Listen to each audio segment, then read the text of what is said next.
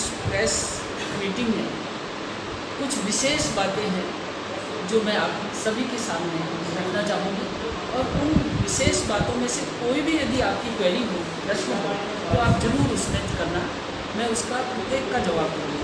सबसे पहले तो ये है कि जब ये सरकार गठित हुई, आज 20 महीने हो गए इसको, और 20 माह के अंदर सरकार ने जिस तरह के काम किए हैं, तो पहले बिजली, पानी, और ये सबसे बड़े मुद्दे हैं जो मुद्दे इस सरकार को सॉल्व करने चाहिए। इसके साथ साथ ही मैं एक बात आपको कहूँगी कि रोज़गार की जहाँ तक बात है, वो रोज़गार जब तक नौजवानों के 2 हाथों को रोज़गार नहीं होगा, नौजवान कभी भी अपने जीवन में आशावादी नहीं बन पाएगा।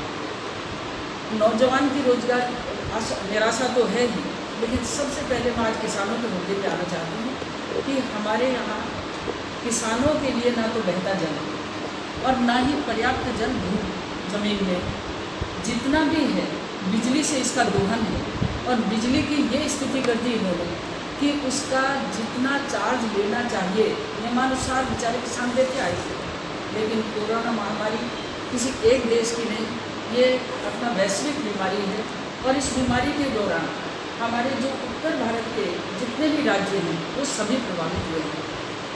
हमारे 32 जिलों में से 9 जिले तो ऐसे हैं कि जिनमें अंडरग्राउंड वाटर भी नहीं है, डार्क जोन है। ऐसी परिस्थिति में ईस्टर्न कैनाल योजना का जो प्रोजेक्ट है, उस प्रोजेक्ट को 2017 में दिल्ली में गया हुआ, और 2017 से बार बार इसके बारे में कहा जाता है कि आप अपना शेयर इसके साथ मिलाएं, लेकिन ये नहीं मिला। बहता जल मिलता तो शायद बिजली से किसानों को राहत मिलती। बिजली के संदर्भ में जितना भी बात जिलाध्यक्ष जी डॉक्टर रतन तिवारी ने आपके सामने रखी है, मैं सोचती हूँ कि उनको रिपीट करने की आवश्यकता नहीं, लेकिन इतना जरूर कहूँगी कि किसानों के लिए घोषणा पत्र में ही नहीं, इनके शीर्ष नेतृत्व जो सबसे बड़ा इनका नेता है राहुल गांधी, उसने खुद ने ये बात कही कि 10 दिन के अंदर कर्जा माफ़ होगा, और जितना कर्जा है वो पूरा माफ़ होगा, 1 पाई माफ़ नहीं। इस किसानों का 1 पाई भी उन्हें आज दिनांक तक माफ़ नहीं। दूसरी बात है कि अपने राजस्थान के करीब सभी जिलों में टिड्डी प्रकोप हुआ। टिड्डी प्रकोप के लिए भारत की सरकार ने 127 करोड़ रुपए इनको अनुदान के रूप में, और सिर्फ इसलिए अनुदान के रूप में कि टिड्डी नियंत्रण में ये अपनी भागीदारी रखें। इनको 100 तो ट्रैक्टर खरीदने थे, जिन पर स्प्रे मशीन लगानी थी, हेलीकॉप्टर भी 3 जगह पर खड़े किए, लेकिन राजस्थान की सरकार इम्प्लीमेंट करने में आज तक इन्होंने एक भी ट्रैक्टर स्प्रे मशीन के सहित अब हमारे ज़िले में या हमारे क्षेत्र में नहीं दिया। बेचारे किसानों ने अपने अपने ट्रैक्टरों में पानी की सप्लाई और इसके साथ जो भी उनकी मदद होती थी वो की। अलूदा में हमने खुद ने जाकर छाड़ा, पापड़दा, अलूदा, इनमें सब ने देखा। फिर मैंने लालसोट तहसील में जहाँ टिड्डी दल आया और वहाँ सब्जी की फसलों पर जो प्रकोप हुआ, मैं आंखों से देखने के बाद आपको कहना चाहती हूँ कि सरकार का कोई भी नुमाइंदा, चाहे वो एग्रीकल्चर का हो, चाहे हॉर्टिकल्चर का था या किसी अन्य विभाग का, जो राहत देता वो बिल्कुल वहाँ नहीं पहुँचा, बल्कि यहाँ तक कहता रहा कि किसानों को अवेयर करिए। किसान को अब हर घर में ट्रैक्टर नहीं होता, हर घर में वाटर टैंक नहीं होता। जहाँ जहाँ वाटर टैंक थे हमने खुद ने उनसे रिक्वेस्ट करके मंगाए थे। मैं इसके साथ ही एक बात आपको कहूँ कि किसानों के लिए भारत की सरकार ने उनके खातों में 6,000 रुपये का भुगतान करने की बात की, लेकिन हमारे दौसा जिले के लगभग 13-14 गाँव ऐसे हैं जिन किसानों के अभी भी खाते नहीं खुले और भारत सरकार की राशि उसमें ट्रांसफ़र होने से वंचित हुई, जो 6-6 हज़ार रुपये इनको मिलते हैं। उसका प्रमुख कारण है कि इनके गिरदावर, पटवारी, इनका BDO, इनका तहसीलदार रिश्वत के बिना कोई काम नहीं करते। कोरोना महामारी, ऐसी भयानक महामारी में भी कांग्रेस के नेताओं के लिए तो दिवाली आई है। मैं तो यही कहूँगी कि हमने जहाँ मास्क के लिए पैसा दिया सांसद निधि से, मास्क नहीं हुआ। हमने सैनिटाइज़र के लिए पैसा दिया, कोई गांव में सैनिटाइज़र नहीं हुआ। और हम बार बार ये कहते रहे।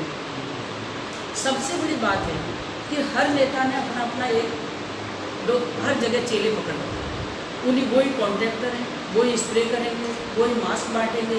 हर पंचायत से 50-50 हज़ार रुपये लिया था, लेकिन उसका भी कोई भी फायदा किसी भी नागरिक को नहीं मिला। ऐसी परिस्थिति में एक मुद्दा नहीं, अनेक मुद्दे हैं, लेकिन आज VCR के नाम से जिस तरह का घालमेल हो रहा है, जिस तरह का भ्रष्टाचार हो रहा है, मैंने खुद ने अनेक बार संबंधित अधिकारियों से बात की, तो उन्होंने ये कहा कि सेटलमेंट में भेज दीजिए, सेटलमेंट जब होगा उस समय इनको हम राहत देंगे। लेकिन मैं ये कह रही हूँ कि जिसका कनेक्शन है और कनेक्शन में बिल आया है, मीटर आपका ख़राब है, उसने लिखकर आपको टाइम पे दे दिया कि मेरा मीटर ख़राब है, आप बदल दीजिए, न तो उन्होंने समय पर उनकी सेवाएं दी और उसके बावजूद उनका बिल इस तरह से करप्शन है लाइट के मामले में। एक छोटा सा किसान जिसके यहाँ सिंगल फेस की मोटर है, उसके घर में कनेक्शन है, आप बताइए कि उसके 3 बल्ब जलते हैं। ये लालसोट तहसील का इशू है और आपके दौसा प्रॉपर का भी, जिस दौसा वाले का केवल घर के अंदर लाइट कनेक्शन है, उसको 22,000 का नोटिस दिया, जबकि बिल लगा हुआ, मीटर लगा हुआ है, बिल टाइम पे भुगतान कर रहा है, 1 महीने की छूट उसकी हुई। इसके अलावा जो लालसोट तहसील का बताते हैं उसका 2.5 लाख का लोन VCR है। और जब मैंने कहा कि इस गरीब के तो 2.5 लाख के गुजरे ही नहीं है, आप कैसे इससे वसूल करेंगे, तो उसके बाद की सेटलमेंट में भेज दीजिए। तो सेटलमेंट एक ऐसी व्यवस्था बना ली जिस व्यवस्था में करप्शन की बू आती है। और मैं आपके माध्यम से ये कहना चाहती हूँ कि इस समय पूरा, मैं अपने क्षेत्र की ही नहीं पूरे राजस्थान की बात कहना चाहूँगी कि कोरोना महामारी के चलते हुए किसान जिस तरह से अपना जीवन यापन कर रहा है, आपको आश्चर्य होगा, खाद बीज के लिए भी उसको बाहर नहीं जाना पड़ा क्योंकि वो बंद हो गया, दुकानें बंद थी। ऐसी परिस्थिति में पुराने बीजों से भी फसल उगाई है और उस फसल को आज बचाने के लिए कोई उसके पास उपाय नहीं है। तो ऐसी परिस्थिति में कांग्रेस की सरकार ने जो 1.5 माह, मैं तो कहूँ 45 दिन इन्होंने होटलों में बिताए। और जब भी हम बात करते थे तो एक ही, क्योंकि प्रशासन से बात हो सकती थी, नेताओं से, मंत्रियों से, MLA से संपर्क नहीं हो सकता। मेरा स्वभाव है कि मैं जिस क्षेत्र का विधायक, चाहे वो किसी भी पार्टी का क्यों ना हो, मैं उसको ज़रूर बात करती हूँ और इसलिए करती हूँ कि वो उस क्षेत्र की जिम्मेदारी ले। भारत सरकार से जो कुछ आ रहा है उस राशि का उपयोग तो राजस्थान की सरकार को ही करना है, इम्प्लीमेंट करने वाली एजेंसी यही है। और इम्प्लीमेंटेशन में यदि बेईमानी है तो किसी भी स्थिति में ग्रास रूट लेवल पे, ज़मीन लेवल पे जनता की भलाई नहीं हो सकती। आप छोटी छोटी बातों को यदि हम लें तो आज उनकी, आपने देखा कोरोना के दौरान उनकी फसल की बिक्री पर भी जो पाबंदियाँ लगी थी, जो परेशानियाँ आई थी, उसमें भी बहुत भारी किसानों को नुकसान हुआ है।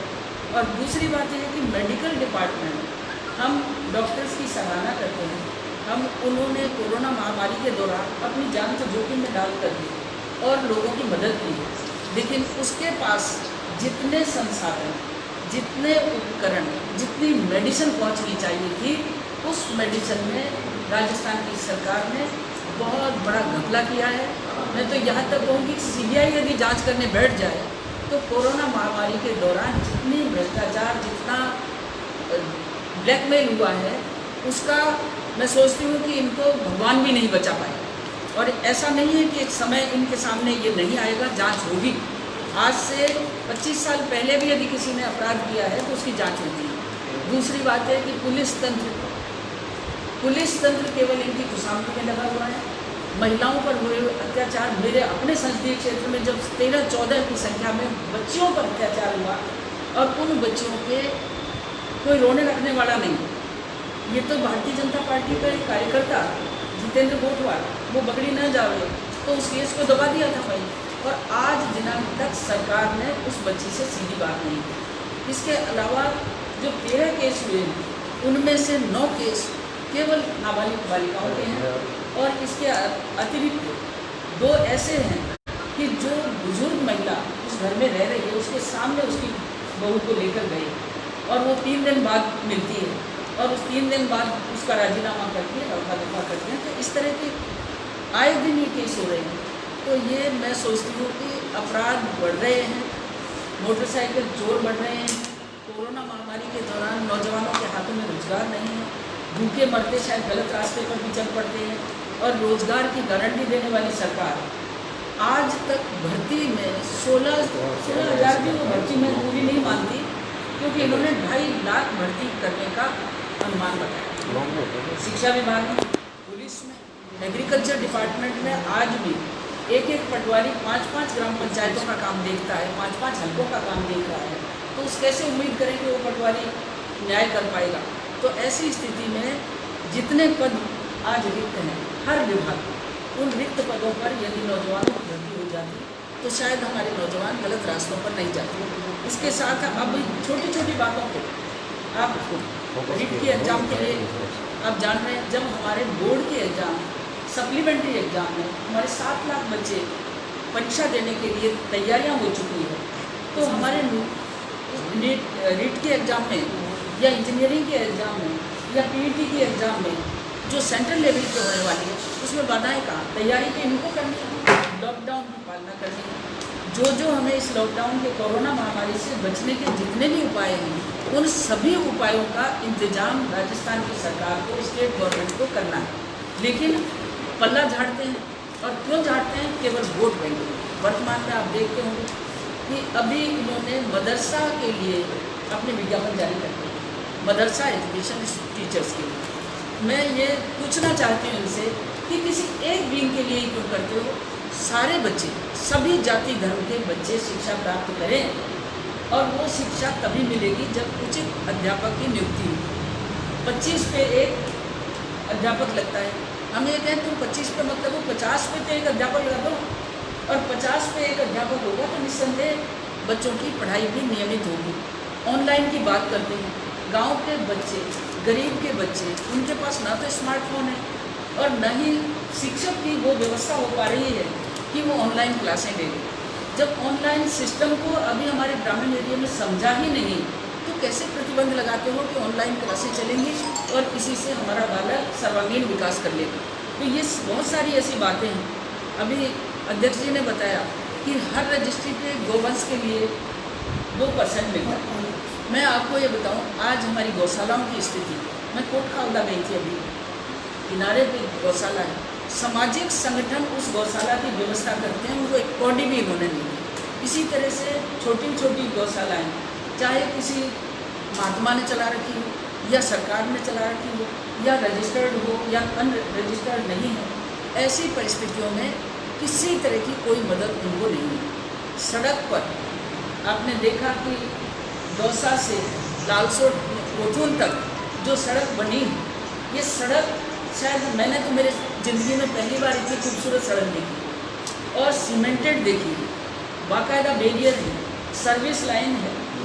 ऐसी सड़क प्रधानमंत्री नरेंद्र मोदी के नेतृत्व में ही बनी है, इससे पहले कि कोई प्रधानमंत्री के नेतृत्व में नहीं बनी। उन सड़कों पर गायें, सैकड़ों की तादाद में गाय बैठी रहती है। रात के टाइम में ट्रक वाले एक्सीडेंट होता है। और दूसरी बात है कि जहाँ डिवाइडर बना हुआ है, मैंने ये देखा कि डिवाइडर में घास है, गाय चल रही है, वहीं बैठ गई, लेकिन जब भी कोई मोटरसाइकिल वाला या वाहन वाला आता है, चाहे 2 पहिया है चाहे 4 पहिया है, वो यदि उठकर सड़क की तरफ आ जाए तो जान की जोखिम में ऐसी घटनाएं हो रही है। तो इनको न तो जान माल की सुरक्षा का ख्याल है, न इनको किसी भी तरह के राहत देने की बात सोचते हैं। आप ये देखिए कि सार्वजनिक वितरण प्रणाली एकदम, मैं सोचती हूँ कि राजस्थान में, पहले मैं गर्व करती थी कि राजस्थान ही एक ऐसा प्रांत है जिसमें अंगूठा निशानी से तुरंत उसको अनाज मिल जाता है। लेकिन जब प्रैक्टिकल देखा तो आप ये देखिए कि मैं नेता हूँ, मेरी जाति विशेष के लोगों को तो मैं राशन दे दूँ, और बिगड़ जाति जो आ गई उसको कह दी कल आना, और कल आया तो क्या परसों आना, परसों आया तो। ऐसी परिस्थिति में मैंने जिला कलेक्टर को जब ये अवगत कराया, उसके बाद उन गरीबों को ये सार्वजनिक वितरण प्रणाली का लाभ मिला। तो मैं आपको एक उदाहरण के तौर पे ये बात कही है। बाकी आज भी जब कोरोना महामारी के दौरान हमारे प्रवासी मजदूर यहाँ आए, क्या उन मजदूरों के लिए एक जगह भी वर्कशेड इन्होंने तैयार किया कि जो स्किल उनका है उस स्किल के अकॉर्डिंग उनको काम मिले? इनकी जिम्मेदारी थी स्टेट गवर्नमेंट की कि जो कोरोना महामारी में मजदूर बाहर से आ गए और वो अब वापस नहीं जा पा रहे, उनका कहीं ना कहीं एक वर्कशॉप ये करते, उनकी जो भी उनकी रुचि का, जो उनका स्किल है, जिसमें उनका ज्ञान है, उस ज्ञान का लाभ उठाते हुए हमारी स्थानीय इकाइयों को, चाहे वो छोटी इंडस्ट्री थे, उनमें उनको रोज़गार दें। और यदि रोज़गार नहीं तो भारत सरकार ने जो उनको नवंबर तक राशन फ्री दिया है, और राशन तो फ्री दे दिया, लेकिन राशन के साथ और भी चीज़ें चाहिए, बच्चों को पढ़ाई भी चाहिए, और भी उनको कई सामग्री चाहिए, अकेले उससे पार नहीं पड़ती। लेकिन स्टेट गवर्नमेंट के दिमाग में इस तरह की कोई प्लान नहीं। मैंने विगत 27 तारीख को जब बैठक थी मेरी, उस समय कलेक्टर साहब को ये कहा था कि आप दौसा ज़िले में कितने प्रवासी बाहर से आए हैं, जिसमें स्किल्ड कितने हैं, नॉन स्किल्ड कितने हैं, उनका कैटेगराइज करके उनकी क्षमताओं का फ़ायदा अपन को दौसा में लेना है। आज कोई प्लम्बर आया है, कहीं से इलेक्ट्रिशियन आया है, तो वो घरों की फिटिंग में, घरों के सुधार में, या जहाँ जहाँ भी PWD का वर्क चल रहा है, उन साइडों पर उनको काम दिया जाए, तब जाकर हम भला करें। लेकिन इनको होश नहीं। 45-50 दिन होटलों में रहकर ऐश आराम की काया हो गई। अब जब फील्ड में आ रहे हैं तो ना तो लॉकडाउन की पालना कर रहे हैं, ना कोरोना महामारी से बचने का कोई उपाय दिमाग में आता। मैं भी जाती हूँ फील्ड में, और फील्ड में जब जाती हूँ तो भीड़ आती है, मानते नहीं, लेकिन हमको उनको सजग तो करना है। मैं आपके माध्यम से ये भी कहूँगी कि इस महामारी में केवल अब बचाव है, केवल सावधानियाँ, यहाँ मास्क लगाएं, सैनिटाइज़र, हाथ नहीं, कोई ज़रूरी नहीं कि सैनिटाइज़र हो, हर जगह साबुन से हाथ धोएं। हम लोग अभी भी चाहते हैं कि जहाँ कहीं भी अभावग्रस्त लोग हैं, बहुत ही गरीब हैं, हम उनको साबुन भी बांटने को तैयार हैं, देती भी रहती हूँ मैं, लेकिन उसके बावजूद भी हम पूर्ण नहीं कर सकते, सबको लाभ नहीं दे सकते। तो ये तो सब सामाजिक संगठन, आपने देखा दौसा रसोई ने क्या करामात करी थी। दौसा रसोई की तारीफ मेरे लेवल पे नहीं हो रही है, देश के लेवल पे भी हो रही है, जिन्होंने बहुत ज़बरदस्त काम किया बताया, और इतना किया कि 2.5-3 महीने तक लगातार दौसा रसोई ने भोजन, यहाँ तक कि शादियाँ हुई उसमें भी, गरीबों की शादियों में भी दौसा रसोई ने भोजन पहुँचाया। तो ऐसे ऐसे हमारे भामाशाह हैं, उन भामाशाहों की, लेकिन हालात वही है कि उनके यहाँ भी VCR बना हुआ आया, उन्होंने कौन किया था, तो मेरे यहाँ भी चिलिंग प्लांट का कहीं तो VCR भर दिया। तो मैंने खुद ने भी बात की कि बिजली के बिलों के लिए तो आप लोगों को विशेष देखना पड़ेगा, गोवंश के लिए भी। और पंचायत राज का चुनाव, ये एक ऐसा मुद्दा है कि जनता, कहते हैं कि जनता के लिए, जनता का राज जनता द्वारा। ये तो कब होगा, क्या प्रदेश में CM और मंत्रिमंडल बना करके जनता का राज है? क्या जनता के द्वारा हो रहा है? ग्राम पंचायत जब तक सरपंच चुने हो जाएगा, तभी उस ग्राम पंचायत की सीमा में अच्छे काम होंगे। हमारे केंद्र सरकार का बजट करोड़ों की संख्या में आया हुआ है, और उस बजट को इन्होंने पंचायतों को न दे करके अन्य स्कीमों में खर्च कर रहे हैं।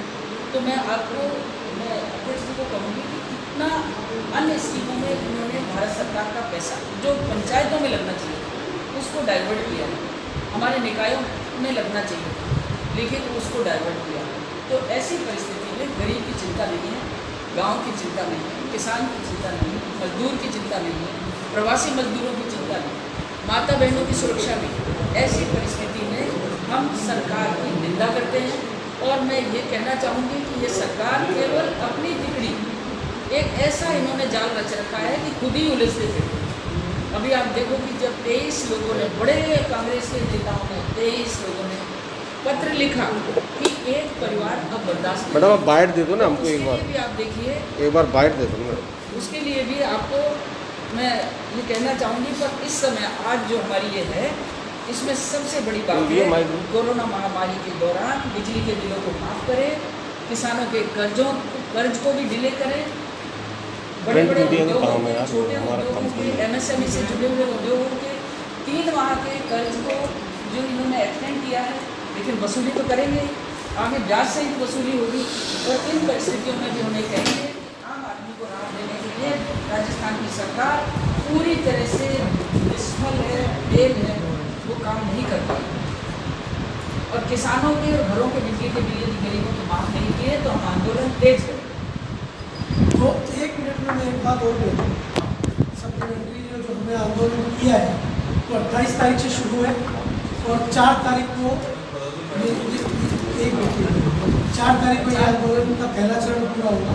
28 को हमने एक सोशल मीडिया पर लागू कार्यक्रम किया था। 31 को हम जितनी भी GSS है उनमें हमारे हर मंडल स्तर का कार्यकर्ता वहाँ जाकर के ज्ञापन देगा और वहाँ प्रदर्शन करेंगे। 2 तारीख को SDO हेडक्वार्टर पर हमारा ज्ञापन लगेगा, जिसमें कानून व्यवस्था की बात भी होगी और बिजली की बात होगी। 4 तारीख को कलेक्ट्रेट पर हम ज्ञापन देंगे। ये हमारा पहला चरण हुआ।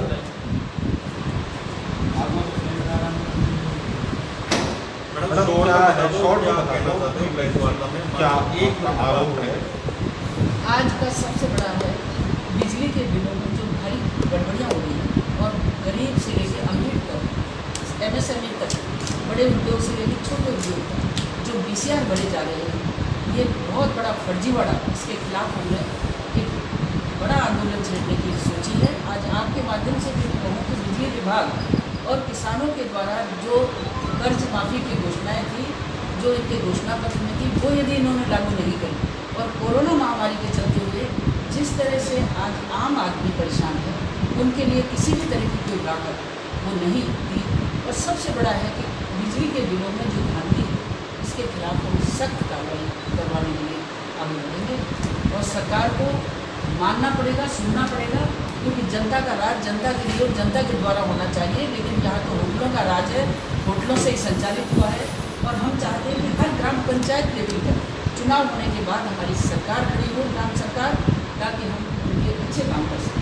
तो आपने एक आरोप लगाए, 2 आरोप लगाए, बहुत गंभीर आरोप लगाए कि एक तो जो सेंट्रल से पैसा आ रहा है उसकी CBI जांच होनी चाहिए, यानी करप्शन हो रहा है उसमें, ये जबरदस्त। और सेंट्रल से जो पैसा आ रहा है, उस पैसे को जिसके लिए आ रहा है, ग्राम पंचायतों के विकास के लिए, ग्राम पंचायतों को ग्रामीण विकास को न देते हुए ये उन पैसे को अन्य स्कीमों में खर्च कर रहे हैं, क्योंकि ग्राम पंचायतों के चुनाव ही नहीं कराए। इनके जो सेक्रेटरी बने हुए हैं, वो सेक्रेटरी इतना धांधली कर रहे हैं कि MP फंड मैंने दिया, उस काम को आज तक शुरू नहीं कर रहे। 8-8 महीने से दिया हुआ है, उसको शुरू नहीं कर पा रहे। अभी आप लाल सोट का देखिए, बिलोना में अपने आदर्श गाँव गोद लिया और उसमें 15 लाख रुपये हॉस्पिटल निर्माण के लिए दिए और उसके टेंडर ही गलत इन्वाइट कर दिए। पर जब CBI जांच की मांग कर रहे हो तो आप किस चीज़ की CBI जांच होनी चाहिए? भारत सरकार की राशि जो कोरोना महामारी के लिए आई, जो किसानों के रिलीफ के लिए आई, उसकी हम CBI से जांच चाहते हैं। परीक्षाओं के लिए तो सारी जनता परेशान कि जब सेंट्रल गवर्नमेंट का शिक्षा विभाग से कोई परीक्षा आयोजित हो रही है, उसका विरोध करते हैं। और यहाँ राजस्थान बोर्ड 8 लाख बच्चों की सप्लीमेंट्री एग्जाम लेगा, उसका अरेंजमेंट हो चुका है। और जिस समय कोरोना महामारी से बचने के उपाय काम में लेते हुए और उन सेंटर्स पर उचित व्यवस्था, लॉकडाउन की व्यवस्था, डिस्टेंस की व्यवस्था करते हुए एग्ज़ाम क्यों नहीं कराएं? क्योंकि जिन बच्चों ने बेचारों ने तैयारी में अपने कोचिंग के में घर वालों की कड़ी कमाई, गाड़ी कमाई को खर्च कर दिया, तैयार होकर बच्चे बैठे हैं, क्या उन बच्चों का एग्ज़ाम पोस्टपोन करने से राजस्थान की सरकार को कुछ लाभ है? जबकि उन बच्चों के भविष्य के साथ खिलवाड़ है। धार्मिक एजुकेशन पर ये फोकस कर रहे हैं, आपने बोला कि मदरसा को प्रमोट कर रहे हैं। बिल्कुल, मदरसा में तो अभी शिक्षकों की भर्ती हो रही है और इन्होंने मदरसा की भर्ती हम विरोध नहीं करते, हम चाहते हैं कि हर जाति धर्म का बच्चा पढ़े, लेकिन वोट बैंक की राजनीति के कारण केवल मात्र मदरसा विद्यालयों में शिक्षक लगाना और अन्य विद्यालयों में शिक्षक भर्ती नहीं करना, ये कहाँ का न्याय है? क्या झलकता है इसके माध्यम से? वोट बैंक की राजनीति झलकती है। पर एक आरोप और आपने लगाया कि आपके फंड से जो पैसा आया, सैनिटाइजर या मास्क वो नहीं खरीदे गए, कहाँ चले गए? फर्जी बिल बने हों, नेताओं के दलाल साथ साथ घूमते हैं, चाहे उनकी औलाद हो चाहे उनके कोई और हो, सब साथ साथ घूमते हैं। आप देखते हो किसी ग्राम पंचायत में जबकि 10 लाख रुपये मैंने दौसा जिले के लिए और 6 लाख रुपये मैंने दूसरे जिलों के लिए दिए, पर मुझे ये जानकारी मिली कि कहीं ना मास्क मिला, ना सैनिटाइजर मिला, ना कोई गाँव के अंदर आ। इसको लेकर 28 से 4 तक बीजेपी आंदोलन चला रही है राजस्थान में। 28 से 4 जो मुद्दे हैं बिजली शामिल है। रिपोर्ट ये हो रहा है हमारे 5 मुद्दे हैं और पांचों मुद्दे लेकर के हम बूथ लेवल कर रहे हैं और हमारे मंडल स्तर पर, सब डिवीज़न स्तर पर और फिर जिला स्तर पर हम बराबर 28 से 4 तारीख तक और 4 को जब ये समापन होगा तो बाकायदा धरना देंगे और उसके साथ ज्ञापन देंगे जिला कलेक्टर से और पूरे राजस्थान में ये चलेगा। अभी कुछ वाइट ड्रेस में आकर के भी आपको शिकायत गरीबों के पीछे तो ये सरकार पड़ी हुई है, क्योंकि जो निर्देश मैं ये बहुत अच्छे से जानती हूँ कि खुद भी मैं एडमिनिस्ट्रेटर रही हूँ। जब ऊपर से कोई दबाव डाल देता है तो गरीब के गले दबाने की जरूरत नहीं है। ये ठेले लगाकर कमाने वाले, जबकि भारत सरकार के यशस्वी प्रधानमंत्री ने ठेले वाले, रेड़ी वाले, चप्पल जूता काटने वाले, फुटपाथ पर बेचने वाले, उन सबकी चिंता की। इनको चिंता क्यों नहीं हो रही? मैं तो कलेक्टर साहब से भी बात करूँगी और ईओ नगर पालिका, क्योंकि वहाँ जनप्रतिनिधि तो कोई है नहीं। ईओ साहब प्रशासक हैं, कलेक्टर साहब प्रशासक हैं, और प्रशासन डिक्टेटरशिप करके यदि इन गरीबों को तकलीफ देगा तो हम इसका आंदोलन करेंगे, उनके साथ रहेंगे, क्योंकि गरीब ही हमारे माई बाप हैं।